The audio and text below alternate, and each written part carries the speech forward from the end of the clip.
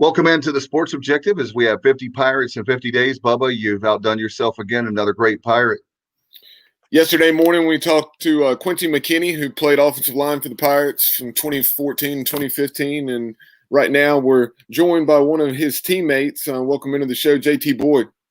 Thanks for having me, Bubba. Nice to see you again, Dave. And I appreciate you having me. I actually talked to Quincy last night. We talked about how his podcast went, and it was nice to reconnect with him. Seems like he's got a plan ahead, and I'm happy for him. No doubt about it. We wanted to check in with you to see how you're doing during these times. As you see, we're social distancing here with Facebook Live and obviously on our YouTube channel. How are you doing with all the stuff going on with COVID-19? Man, I'm doing fine.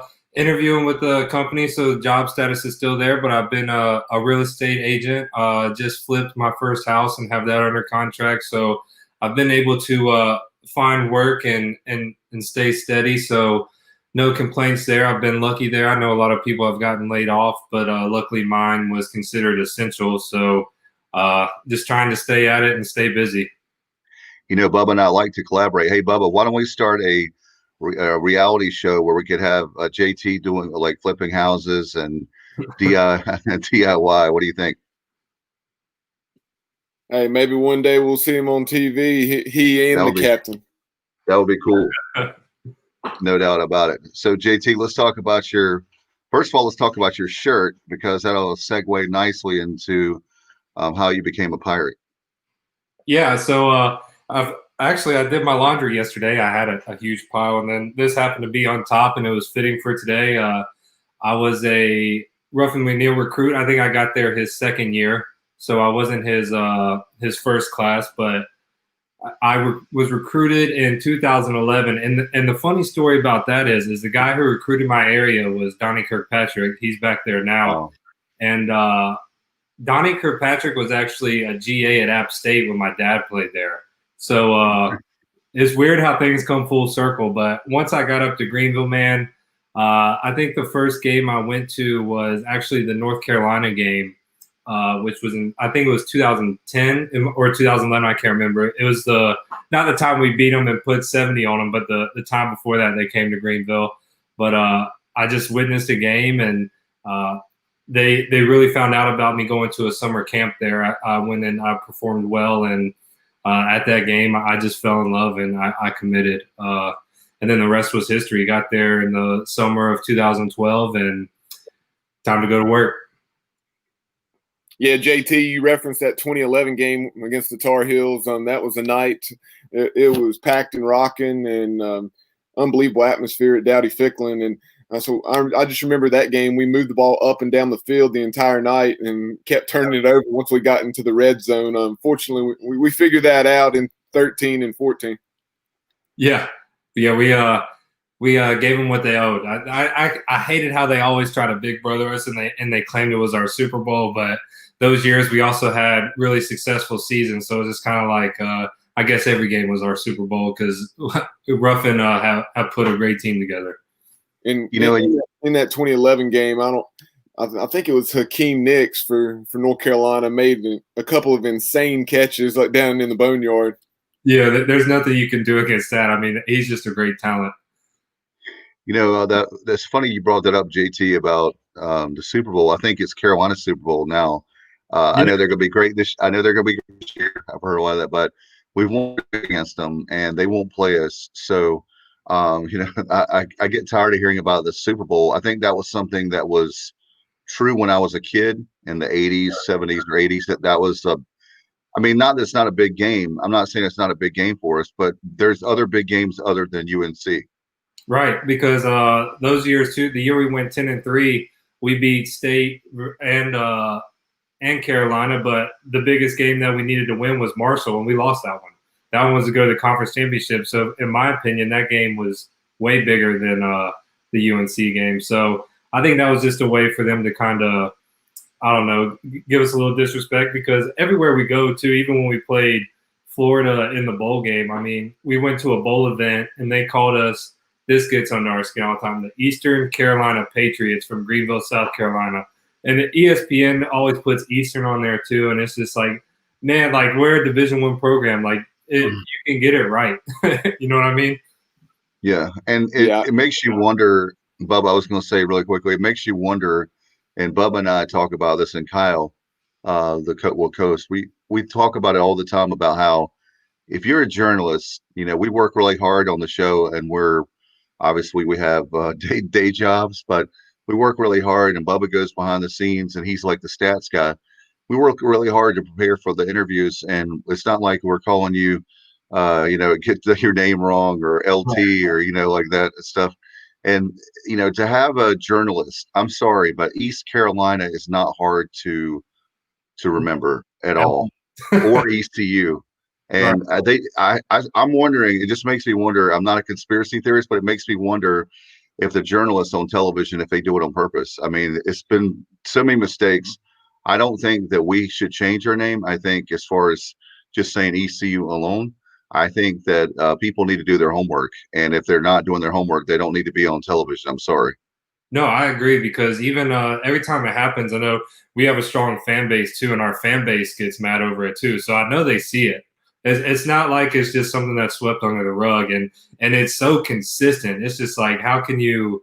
Right. I don't understand how you just repeatedly get that wrong, especially when we're good too. So like, we're going to bowl games, and that year we went 10-3. We got ranked.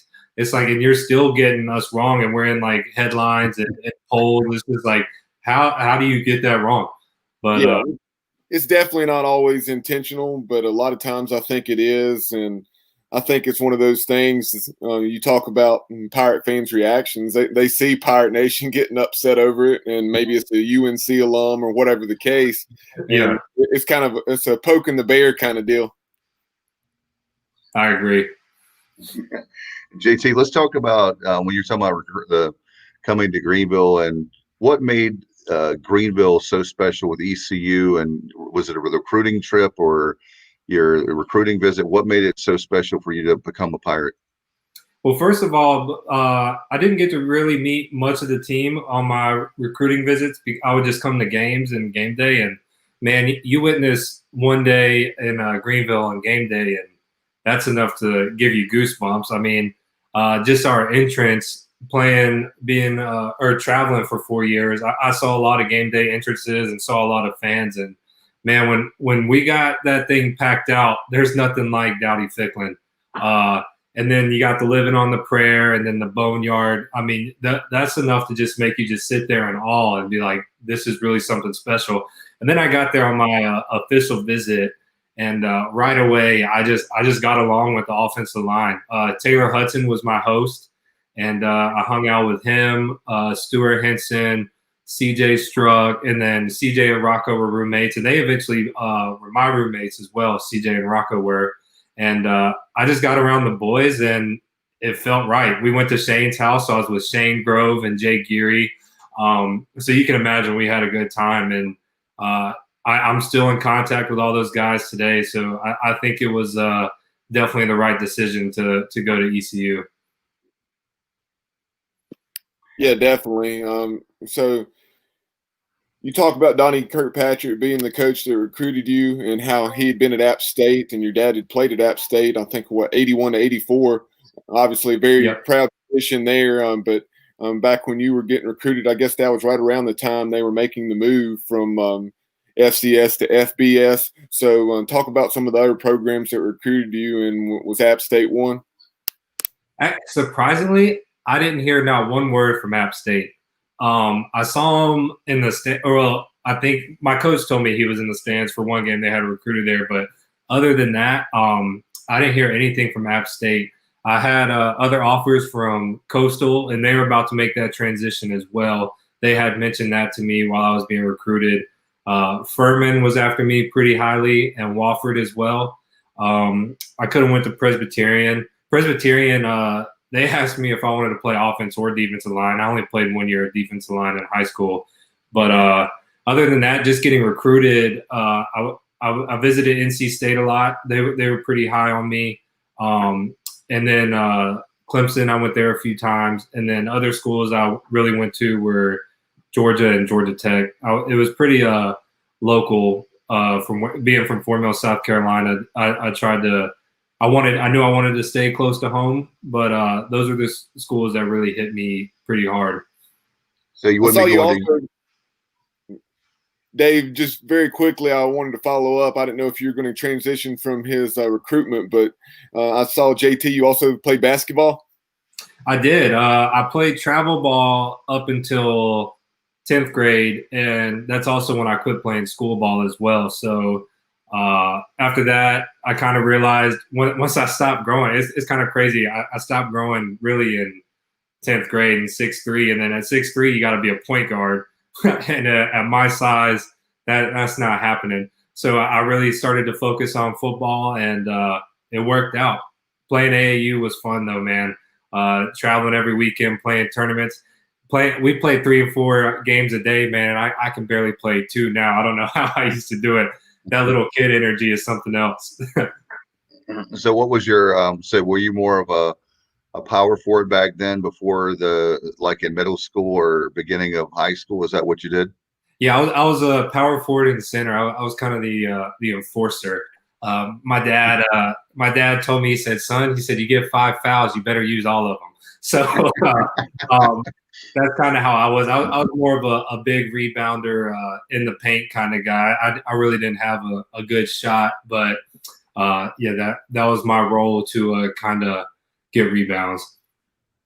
That's a lot of fun. In fact, I was going to say with all those. So you played, were those the only 2 sports you played, or did you play baseball or other sports? So I played baseball up until 6th grade, and then that's when my town is a big baseball town as well. A lot of guys go play college ball, and by the time I was in 6th grade, those guys are already throwing, kind of like Greenville is. Those guys are already throwing like high 70s, so I just couldn't keep up with the ball at that point. So I knew it was time to put that down. And then my senior year of high school, I actually played a season of lacrosse, and that was actually really fun. It definitely kept me in shape, which I'm glad, because once football was over senior year, I just had no responsibility. So lacrosse was fun. I would definitely recommend that to other people. That was a good time. Yeah, it's funny, Bubba, whenever, and JT, whenever I've gone to like batting cages, like 60, 65 miles an hour, when they have like the different speeds, like I can hold all day long on that. But when it goes up to like 90, 95, it's like, man, the ball went by there, and I might be able to foul off 2 of the 90-mile-an-hour pitches out of 10, and it's embarrassing. So I get what you're talking about with definitely the pitching and the speed. I definitely have mucho respect for our baseball team at East Carolina, and a lot of Bubba does. I know he does collegiate ball as far as announcing and announcing and stats and everything. But those guys at that level, it's amazing with high school and certainly even with college and beyond. Yeah, our baseball team kills it. I was friends with a bunch of guys that were there while I was there. Travis Watkins, Luke Lowry, all those guys. Chase McDonald. I still talk to Chase today. He was a little older than me, but yeah, they're incredible, man. I don't get how they do it. That's a tough thing to do. Yeah, JT and Kyle and I were joking here a couple years ago. I guess it was 2 years ago. Gavin Williams, of course, who touches 100 for the Pirates, hard throwing 6'6" right-hander. We were joking with Dave, said we'd like to see you in the box with Gavin and him throw one right about the knees on the inside corner. And that's no way. I got hit. For some reason, I guess I crowded the plate, but man, I got hit a lot, and that just is not for me, man. Like I remember I tried to pull out of one, and I got hit right in the ribs with a fastball, and that was enough to make me just like, all right, man, do that again. And you can't do that in baseball, especially in Little League. So that was definitely not the sport for me. Let's move on and talk about the sport that Pirate fans know you about, and that's obviously with football. Let's talk about you're coming into obviously being a Ruffin McNeil, the second class. Ruffin did a great job. I think that he's underrated. I think that a lot of people were, like the whole thing. I don't talk much about this part, but the grass is greener on the other side. They thought, well, Ruffin's winning games, but he's not winning, enough games, which was crazy when you look at his record against the ACC and all that. But talk about the time you're coming in we were coming from a time where you have Skip Holtz, who did a great job, 2 conference championships. Then you guys come in and you just kept that train rolling. It had to feel great knowing that, you guys were playing what I call pirate football in that 7-9, 7-10 range. That's kind of like, to me, the barometer to know that we've had a good season. And obviously the 10-3 was a great season. Right. But talk about that time starting out when you came in. It had to feel special to play for a guy who was from Eastern North Carolina, who played for East Carolina, and now he's the head coach of his alma mater. Yeah, Ruff was definitely a player's coach, man. He looked out. He definitely had our best interest in mind, and I think that also reflected in his staff. That whole coaching staff, man, we really were like a family. I remember I could go into the defensive line meeting room and I could joke around with Coach Yellock, and they'd come in. The defensive line would come in with us, and we'd immediately pull up one-on-ones and start talking trash to them too. And Lincoln Riley was a great coach, man. He seemed to gel with everybody. I had 2 offensive line coaches under Coach Ruff. Coach Jones was also the guy that recruited me as well. Love Coach Jones. We actually talked on the phone probably a week ago. We FaceTime. He still keeps in contact. I know he talks to all of his other guys too. And then Coach Davis, I think once Coach Jones left, Coach Ruff did a great job in bringing in a guy to replace him.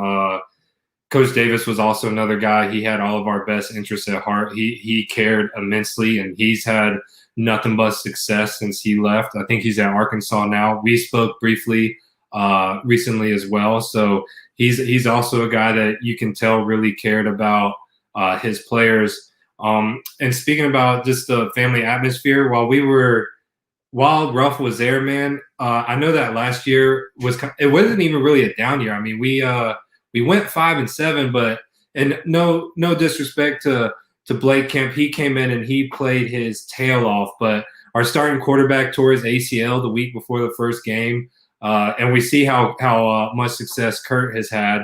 And with the receivers he would have been had access to as well, man, the sky was the limit. I think they should have at least gave Ruff another year. But just man, that locker room really felt like a family. Like I can honestly say there wasn't one guy on the team that I didn't like. I felt like everybody had my back at all times, and I definitely had theirs. And I think that reflected on the field as well. The offense fed off the defense, and the defense fed off the offense. Because at one point too, our defense, I think, was also top 25 in the country 2 years in a row, or if not, they were right around that area with like Lee Pegues and Terrell Stanley, Fred Presley, and Terry Williams. Our linebacker, man, I played against some of the best linebackers at practice every day. And then the offense just fed off of that. Lincoln had us rolling. I think that year we lost on the Hail Mary. I think that was 14. I think 7 of those games we ran over 100 plays. So, I mean, we were moving the ball. We were scoring points. And, man, it was just a great time to be a Pirate during that time with Ruff and McNeil. Yeah, you talk about. I was going to ask. You talk about Coach Jones and some of those guys as far as the relationship building. Talk about just their style and the way they went about that, whether it's in the building or on the field or off the field, maybe get-togethers at their house and things of that nature. Yeah, so we had a couple cookouts with Coach Jones and Coach Riley. We'd all get together as an offense. And with Coach Jones, man, meetings were just fun. We'd joke around, but he always knew how to reel it back in. But he also let us kind of be a little bit lax, so we didn't hate it while we were in there. And he made practice fun too. We on Thursdays it was our walkthrough practices, and every day to start that practice, he'd have the lineman go out and run routes, and he would throw us the ball. He just kept it fun. We also had an exercise ball out there, and we'd play a little kickball before practice on Thursdays too. He just found new ways to make it fun, and he made watching film fun. And Coach Davis, he took a little bit more serious approach, but he taught us a lot. It was always something new every day, so it kept you attentive. He just knew so much about football as well. Not saying Coach Jones didn't, but he was just more serious in the film room, kind of not joking around. But he made it fun too, because we would have those moments where Coach Davis would joke, and even though he was a serious guy, it made him relatable because when he started to make jokes and all that kind of deal, you saw a different side of him, and it was just like, man, this dude's awesome too. And it's a shame he was only there for a year. He obviously had to leave when the whole staff left, but those two guys, man, I couldn't name better people. And if they were ever recruiting and they needed a testimony or a guy to back them, they have 100% my full support. I couldn't ask for two better offensive line coaches under Coach Ruff. JT, let's talk about when you were talking about that was one of the things I was going to ask you about. It's funny you brought it up about the 100 plays, about the conditioning you guys. I love Coach Connors, and the conditioning you guys were in had to be even better than most, because 100 plays is a lot. For people obviously that are watching the podcast and listen to it, they know about football. I'm preaching to the choir, but 100 plays plus is a lot. And did you guys ever feel like you were winded as far as the fourth quarter is concerned? No. Coach C, man, I think he helped win us a bunch of games because the conditioning we did, that mental toughness, carrying it through. As you know, fourth quarter, you raise a no quarter flag.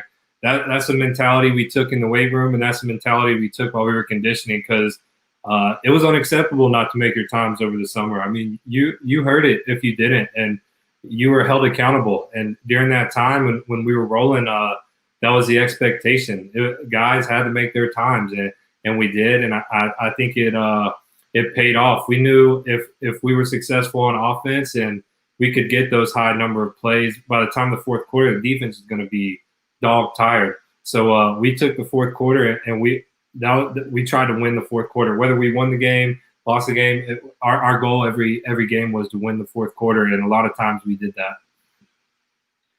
No doubt about it. In fact, when you were talking about that 13 season, man, 10-3, and I heard from Pirate fans during that time, and I don't think that you brought the Marshall game up. I don't think they understand. I know Ruff talked about it, and Bubba, you're a competitor too, have played sports. I don't think people understand how hard it is to win a football game. It's not like you can just roll the ball out there. You guys don't have to practice that much. You go out and play on Saturday or whatever day the game is. It's a really difficult sport. You hear it all the time. It's a man sport. And right. I think that's one thing that 2013 season, everybody was talking about, well, you should have won a conference championship. Well, every year we should win a conference championship.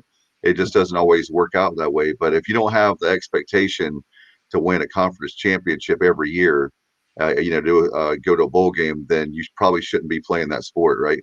Right, absolutely. And you're spot on, man. Any Saturday, anybody can be beat. I mean, you see upsets all the time. Rivalries, you can have someone ranked in the top 10 and someone who's towards the bottom tier of college football. They'll lose a rivalry game. It's basically every play, every game, every down is who wants it more. And there's 11 guys that have to make a positive play. And if one guy messes up, I mean, that's a lot to depend on. And yeah, man, it's tough to win a game, especially at that level. Everybody's the guy at that level. You gotta bring it on every play. So JT, as you were coming into the program, that 2012 season, I know you redshirted, and the Pirates were coming off 6 wins and 5 wins, and then we really finished the year strong. Your redshirt year, won 8 games, went to the New Orleans Bowl, and then in 2013, I know you got your first time on the field, and I think saw action in 8 or 9 ball games, and were a contributor on special teams as well, as the Pirates were winning 10 ball games. Yeah. So that first year I was there, 8-5, we went to the New Orleans Bowl game, like you said.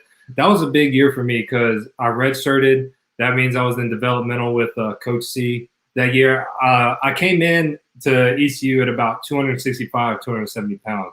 So that year, Coach C helped me gain about 30 pounds of muscle. It was a little bit of fat too, I'm not going to lie. Todd treated me well. But and then Coach C put me in heavy gainers in the spring as well. So I would say I owe a lot of my success to Coach C, man. He really got me strong and kept me in shape.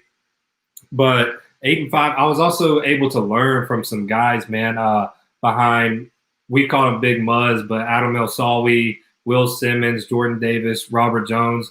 Those guys were some dudes, man. I mean, y'all remember that they handled some business. They were a big part of that 10-3 season and handling success. They dominated the line of scrimmage. So learning from them, and then being a redshirt freshman, those guys were 3 of those guys were there again. Adam, Will, and Jordan were there again. So at that point, my role was kind of the 6th man. If someone goes down, I would go in. And just being able to learn from them, but also getting in-game experience. Coach Jones trusted me enough with that role, and the rest was history from there. Going into my redshirt sophomore year is my time to step up, and I was lucky enough to start. So, man, just being around those guys helped me show, because they took it as, even though we were college athletes, they took it as like a professional mindset, and they really kind of laid the groundwork for me, and I appreciate them for that. Yeah, JT, you talk about some of those guys you played with there in your early years, and you referenced Will Simmons. I'm pretty sure you've been on Pirate Radio with Clip Brock at some point with the Sports Bar, and now they've rebranded their programming, and it's strictly Pirate Radio Live. But I know they were, back when it was the Sports Bar a few weeks ago, they were talking about Will Simmons, he and Stephen Igo, and they were talking about how he was a real road grader. Man, Will, I mean, that's one thing you could say about him. He gave everything he had all the time. You didn't want to get on his bad side. He even in we'd have walkthroughs before games, and no pads, no nothing, just light level. And us guys that were traveling but weren't playing, we'd be like the mock defense just so they could block it up appropriately. He would take guys and run them like through hotel walls, man, and doors. I mean, he was just 100% all the time, all go. And he had great success with that. I mean, you can't knock him. That's what you want out of an offensive lineman. He did what he needed to do. No doubt. And Coach Ruff or Coach Jones, hey, Will, we're in a hotel ballroom.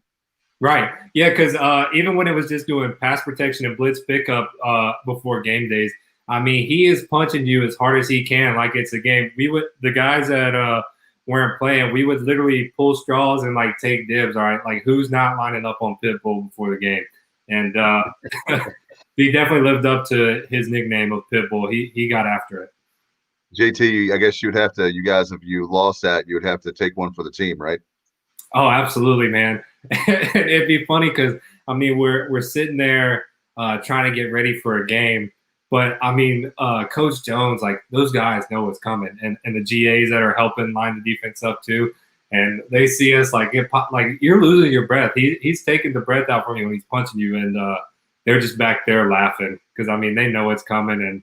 And it's basically it's whose day to get it, man.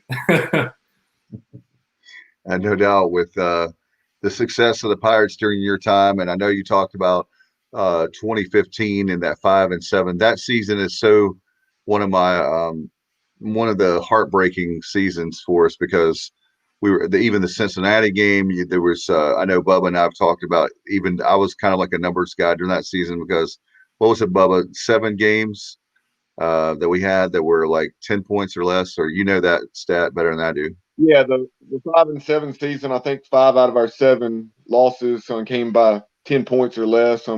You had the game out at BYU. We were right there, obviously down in the swamp against Florida. So many of you take 2 or 3 of those games, like you were saying, JT, as far as obviously with Kurt going down, had he been at our disposal, and because we could very easily won 7 or 8 as it was. Right. And that was a tough season too, because me coming in, there was me and another guy that came in as linemen. So those older guys were like my best friends, and I wanted to send the seniors out right. So that my best friend CJ Struck, he battled a shoulder injury his junior year. So his senior year, he came back wanting it, and he also had a little knee injury during that time as well, so he missed a couple games. And I just wanted it for him and the other seniors, and then to lose on senior day to Cincinnati by a field goal, and we also, if we win that game, we're bowl eligible. Those games, like it really could have been a special season for those guys, and it was very, very easy to win a conference championship that year too. Well, not easy, but we very easily could have.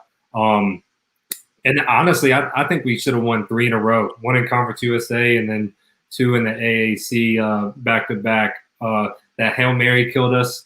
Not saying that's the only play that kills. I mean, there's other plays, but yeah, man, I just wanted it for them, and I know it was tough. No one wants to go out like that, and then I kind of felt that same hurt my senior year, going 3-9. So I know exactly how they felt.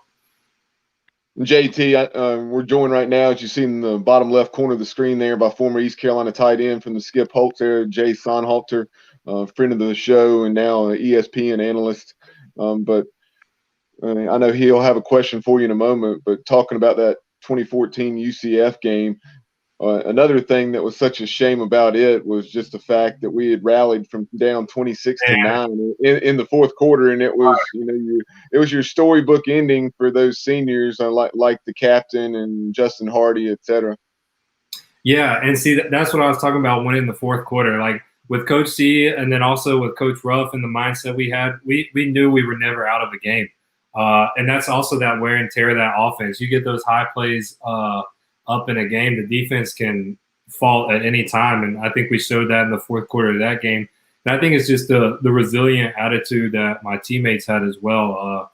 We, like I said, we never counted ourselves out, and we proved that time and time again. It's just unfortunate that one play happened to hurt us, but there was plenty other plays during that game that could have gone differently, and the outcome would have been different as well. So that was tough, but it is what it is, and nothing you can do about it now. Definitely wish it would have changed and we could have had a part of that conference championship, but yeah, that one was tough. Jay, welcome into the show, man. Good to see you. And Bubba always use you are like the Avatar Kings, for sure. I just noticed that. But Bubba has Kyle made that point. Bubba has the least amount of FaceTime of anybody on our show. We use as an avatar. How are you, man? Good to see the avatar. I guess we'll get back to. He said he's not going to talk to you now, Dave. Now that you're throwing, hey, there he is. Yeah, there. We're just kidding. Jay's a great guy. Sorry, yeah, what's up, man? What's up? I'm on my phone. I didn't know how to use technology. Usually on my computer, but I still got my iPhone 7 here, so I apologize. JT, your beard looks damn good. I appreciate it, man. I'm trying to keep it looking nice and not get too straggly. I appreciate that though. I like having a beard. Yeah, no, it looks good. I'm jealous. Yeah, sorry guys, I had technology glitch there, but I'm in. Thanks for having me on. And JT, I know you had so many good memories from when you played and everything. How is it now? How do you feel now that you're not playing? Do you miss it a lot? And what's yeah, man, like for you? I'll tell you what, I don't miss all that running. Yeah. But I think it's the same answer for everybody. You don't really miss the practices or the running, but you miss the locker room, man. Those guys, like I said earlier, we really were a family. The locker room is, I feel like, one of the most sacred places. You joke around, you have fun in there. It's just a good time all together. But another thing I miss too is watching tape and being able to see yourself improve, man. I love doing that. Just seeing yourself get better at something you're not very good at. It's kind of hard to do that now, not having a camera on you all the time. But that was one of the things I really enjoyed too, was kind of watching yourself fix a problem that you had, other than just the locker room. And those two things are probably the biggest things that I miss. No doubt. As far as football is concerned, they're now looking back. How do you feel about Coach Mike Houston, his staff, being a former player. I know we've talked to Jay numerous times about that, but you also being a former player and having, and it feels like it's been forever, but it really hasn't been that long that you've been graduated, just a few years.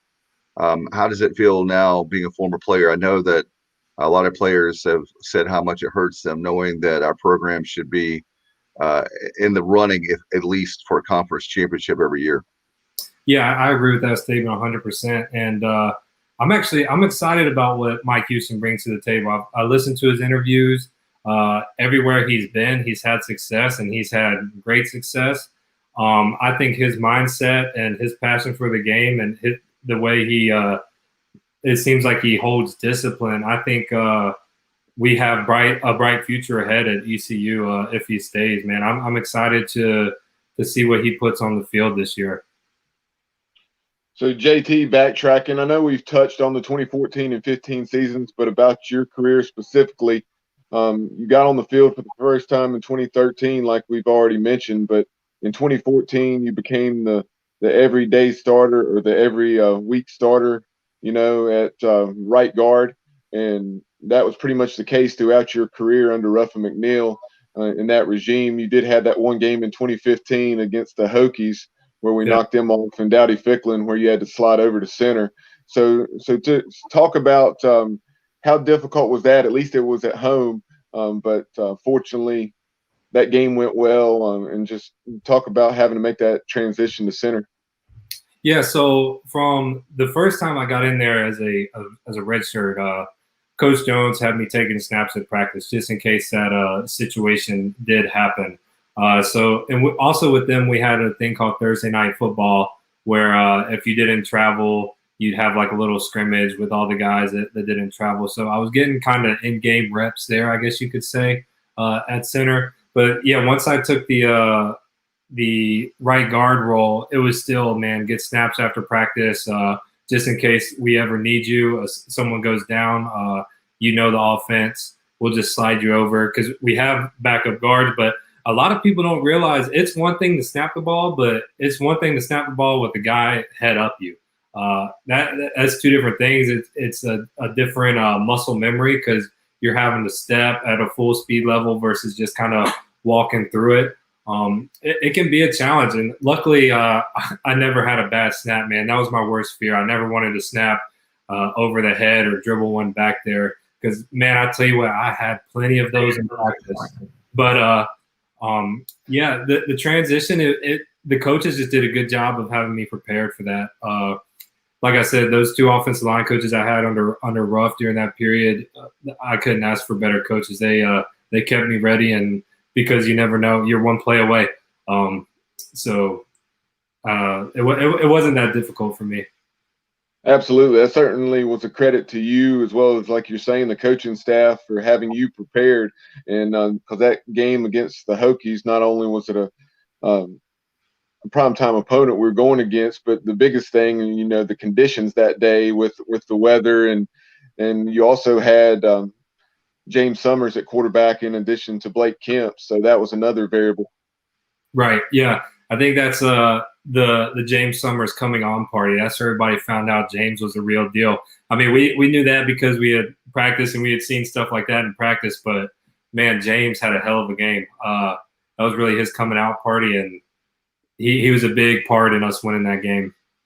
I just remember very quickly, Dave, Kevin Monroe, East Carolina's longtime color analyst, alongside Jeff Charles on the Pirate IMG College Sports Network, saying that day, I can hear that call now, 5 years later, just James Summers just stiff-armed somebody to sleep there about the 20-yard line.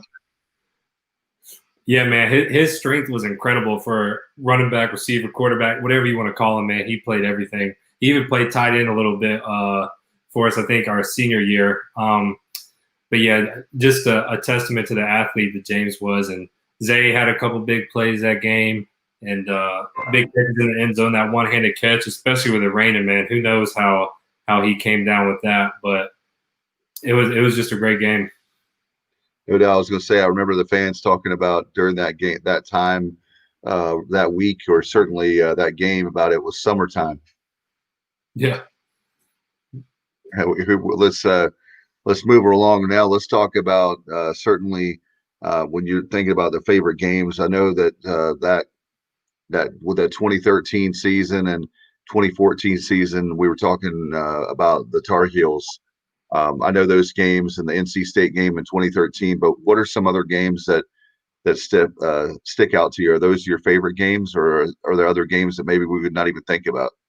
Yeah, so putting 70 on North Carolina, man, there, and then that picture with the sunset being purple and gold too. Man, I mean, that's just storybook writing. The 2014 year, the first two games, I actually split time, and Trey Robertson started against Central and South Carolina. So my first start was actually against Virginia Tech, and again, coming full circle, my dad's first start at App State was against Virginia Tech. But the thing that I remember about Virginia Tech, and it being my first start, I played the whole game. I didn't split time that game, and that was also the week after they had just beat Ohio State at the Shoe, and Ohio State won the national championship that year, and they immediately got ranked to 19th.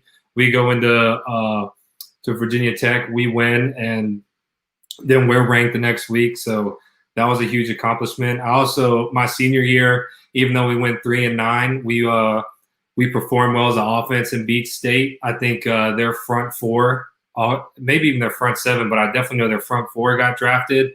And the offensive line took a lot of heat that year, but we performed well that game as well under Coach Mo. Those are also some memorable games as well. Beating Ohio in the bowl game too, man. That was it was nice to get a win to kind of cap off the season. That was there's nothing like winning a championship. JT, who's the toughest guy you had to block? Whew. On our team, I'll say this. I'll say, yeah, on our team in practice, and then opponent. Okay. Well, Fred Presley came in with me at the same time. We always went back and forth. So I can kind of go down the line. Lee Pegues was probably the most complete defensive lineman I went against. Y'all saw the success Terry Williams had. You're just not moving him by yourself. There's not Terry Williams.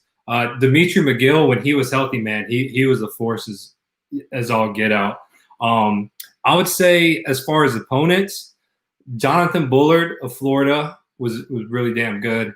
The whole Florida defensive line actually was. There was no drop off there, first or second string. And Temple, I think his last name was Anitis. He wore a single digit number. He's in the league now as well. He could bring it, and I would probably say those are the top guys opponent wise that I had a hard time against. I thought Bubba was going to say something. So I was trying to unmute myself there, Dave, on my phone, and my touch screen wasn't working. But no, JT, talk about that transition going from, unfortunately, from Coach Ruff McNeil to Coach Mo. We've already talked about that a little bit as far as not agreeing with the move, but obviously Coach Mo had nothing to do with that. He was just trying to get his first head coaching job, so you couldn't hold that against him for sure, even though it had to be extremely challenging walking into that situation. So just talk about that process, and then you with new offensive line coach Jeep Wade making that transition back over to center on a full-time basis. Yeah. So I think, like I was talking about, that family atmosphere with Coach Ruff and kind of the way that firing went down, man, a lot of people were hurt, and a lot of people held on to that hurt as well. And I will say, in Coach Mo's defense, I think no matter who would have came in that year after Ruff, it wouldn't have been a successful year. Like I said, people held on to that hurt, and people still wanted Ruff.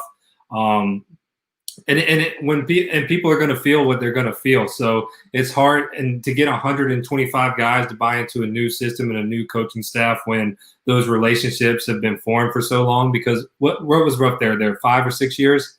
It was a consistent relationship, and it's just something new, and nobody likes change. But I will say they tried to bring us together, and I think they did a good job for the most part. So I commend him for coming in basically to what I felt like was a lose-lose situation. He did what he could, and he tried to change things to help benefit the players. He got us some updated equipment in the locker room for us. He did his best to really improve that situation for us. But in my situation, I just tried to get, with it being my senior year as well, I was trying to be a leader along with Phil, Zay, Dimitri, Fred. We're trying to get those guys to transition, and you're only going to be successful if you buy in. So that was our deal, and it was an uphill battle. But I mean, there were glimpses of that throughout that season. Man, there was a lot of games we could have won that year as well. We were in some games. There were a couple lopsided games, but we were there. We were just a couple plays away from putting it together. Because, I mean, we beat a team like NC State who almost beats Clemson that year, and they win the national championship. Like, the talent was there. We just we didn't put it together on the field, and ultimately that's on us as players. JT, that was one question I have, and that I hear from Pirate fans still today. So you start off the season with the big win, Western Carolina. You get the second home win, obviously NC State. So you're 2-0. You go down to Columbia, to South Carolina. What happened that day? Because we had them on we should have beat them that day. There's so many times the fumbles what was it, Bubba? 2 or 3 times in the 5-yard line. I mean, it was unbelievable. Like I remember that I was in Greenville that day, and I'll never forget just shaking my head, listening to the broadcast with Jeff Charles, and just going, "What in the world?" It felt like the wheels came off. Can you talk a little bit about that? That was a game that really seemed like after that the program went down. Yeah, I think we were just riding the high from a blowout win versus Western, and then beating NC State, and then we go to South Carolina. We barely put points on the board, and I mean, we had 6 turnovers. You're not going to win a game doing that. And like you said, 3 of them were inside the 5. My personal belief, I think if we win that game, it's a different season. But I think that loss and the way we lost just took the wind out of our sails, and it just had a compounding impact. And then we lose the next week. That's 2 in a row, and then obviously we lose again, and then that doubt starts to creep in, and it's just like, man, are we going to get this turnaround? And it didn't. I think our next win was UConn, and that was our last win, and it was just a little too much too late.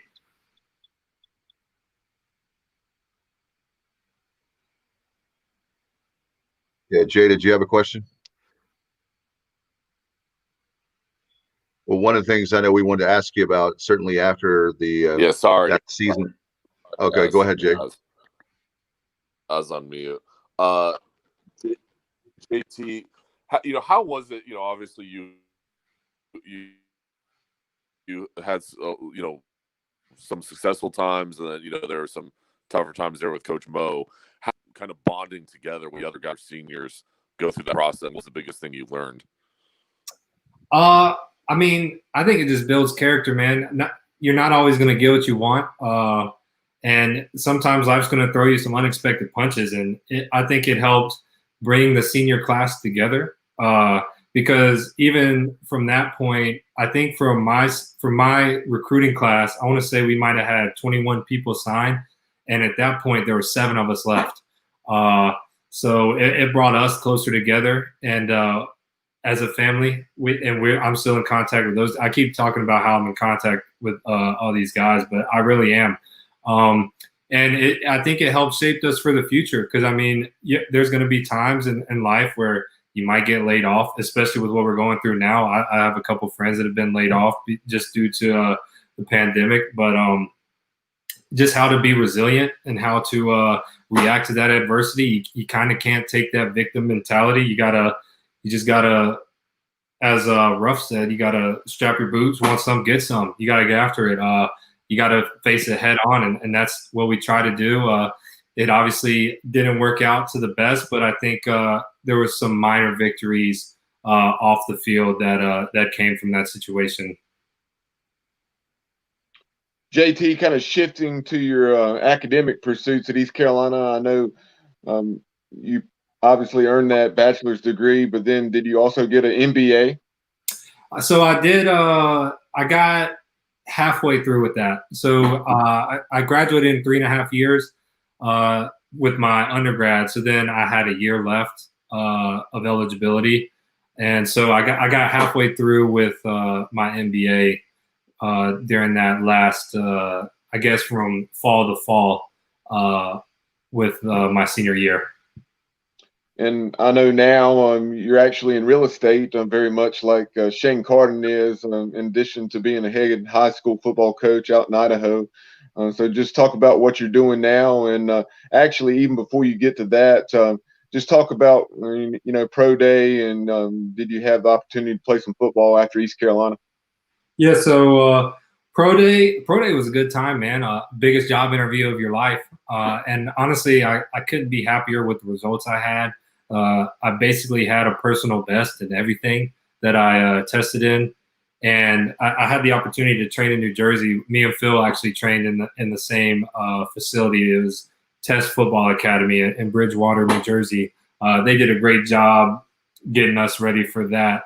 I did have a workout with the Panthers, but nothing came from that. And at that point, it was time to move on and to figure out what I wanted to do. And I got into, at first when I got done, I was building fences for a family friend.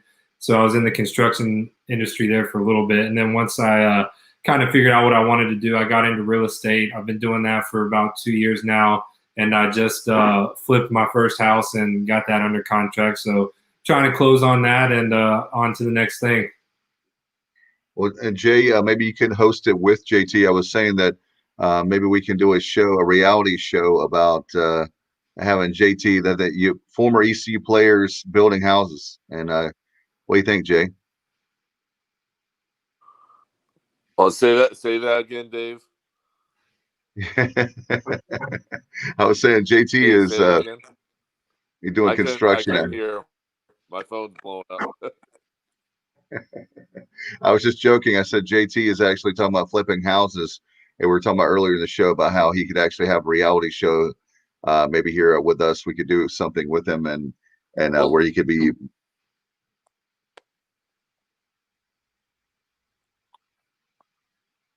I don't know. I guess we have some technical difficulties. My phone's going in and out, but I heard reality show.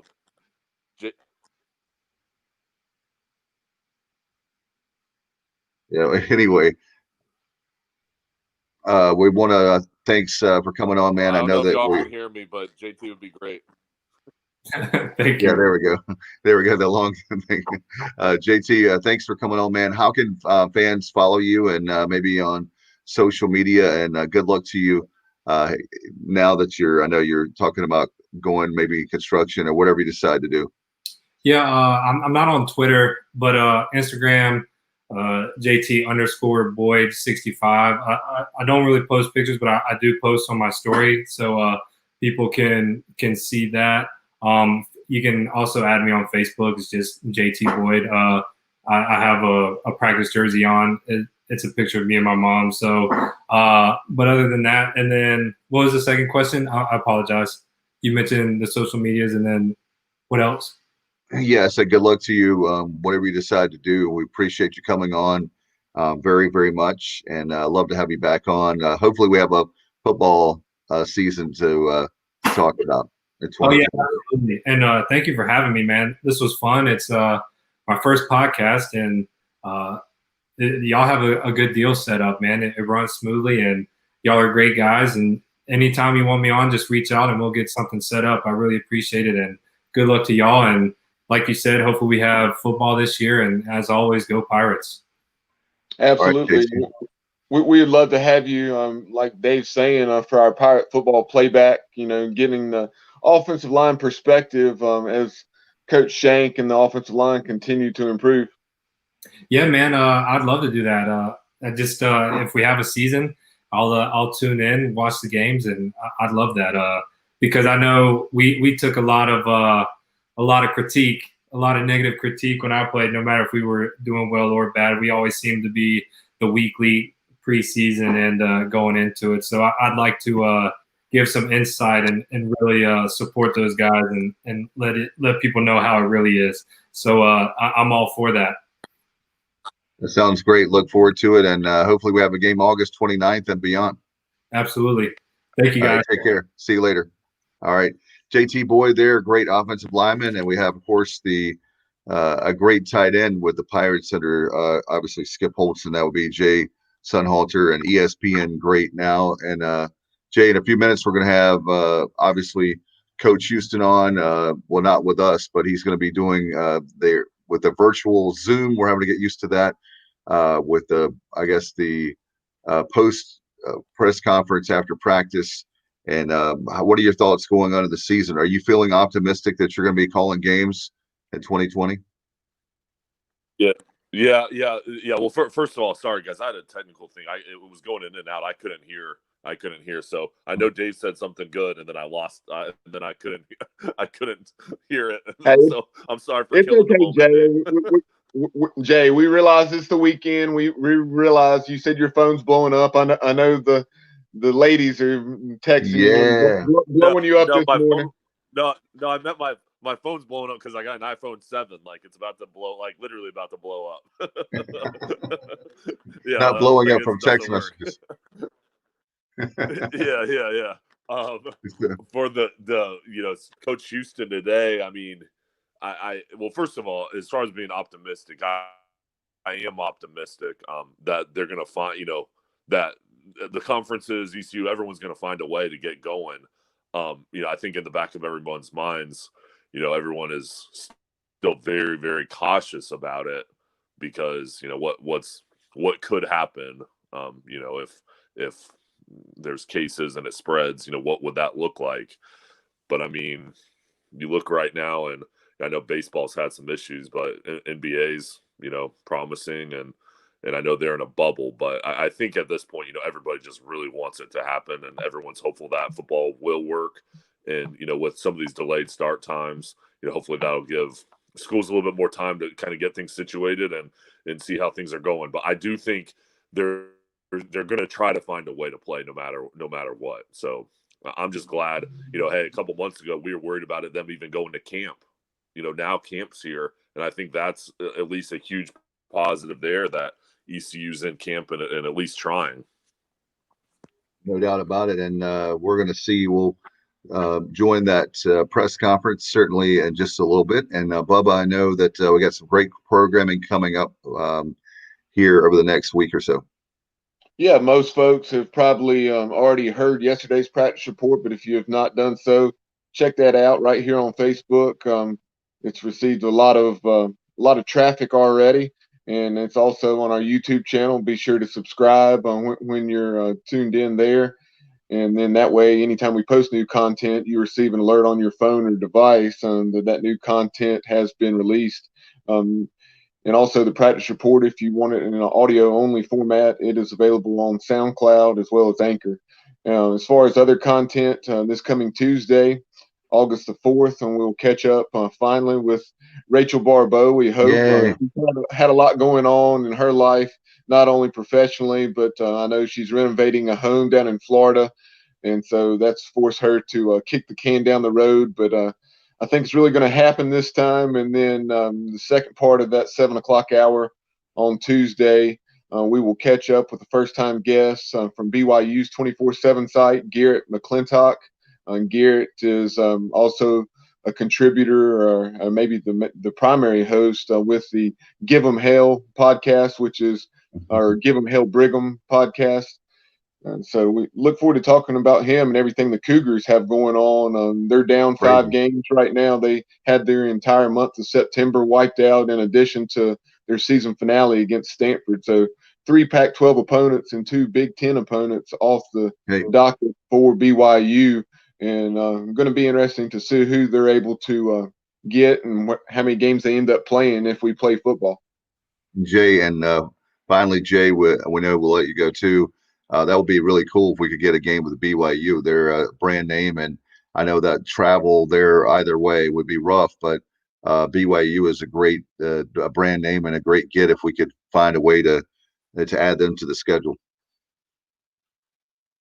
Yeah, big name, and whether BYU is having an outstanding year or even they haven't had as much success here the past couple of years. as normal, but they are always a tough team. So it'd be a good test, a game the guys would really get excited for. And yeah, I mean, I hope that happens. At this point, whoever we play will be fantastic, but certainly a brand name like BYU definitely brings fans and, well, at least eyeballs. It looks like it most likely be most people will be watching from the parking lot or at home for sure at a local sports bar. Jay, thanks, man, for coming on. We're going to get ready for certainly with the press conference with Coach Mike Houston. You're awesome. We love always your visits and appreciate you and look forward to having you back on, brother.